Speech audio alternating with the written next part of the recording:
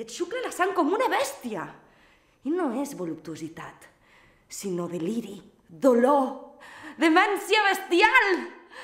Són aquells estranys moments de la vida que ens permeten superar la criatura miserable que hi ha dins nostre i lliurar-nos del cos com d'un cadàver. No t'entenc. Per què ens calen encara els metges en una època tan ruïna com aquesta? Quan més destructora és la malaltia, més innecessaris són els metges. Però tu has fet colzes per guanyar-te la vida. I també la d'en Bubi.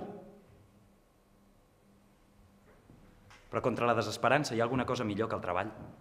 Atacar i humiliar. Això ajuda a superar tots els obstacles. Morir, Marion, morir! Morir?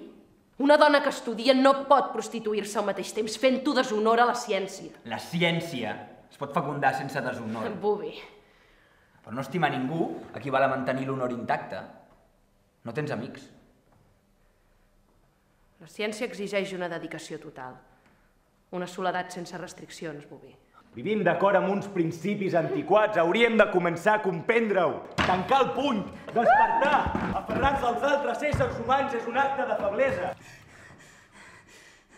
Viure com el Freder és força. Ets la meva gosseta. Sí. Ets el meu animalet obedient.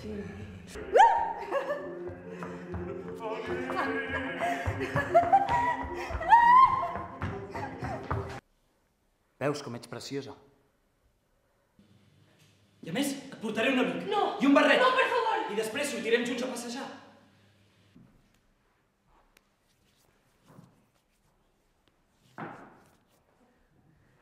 Un ha de saber burgesar-se en el moment oportú. Perfecte! Les teves intencions són honestes.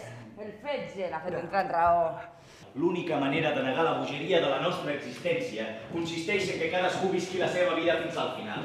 Quan un es mata a si mateix, es converteix en un perill mortal pels altres. La vida és una meravella! Ara torno. Odio tota aquesta comèdia!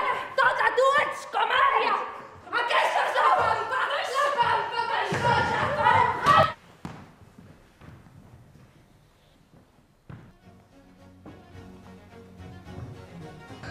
Ella està amb ell!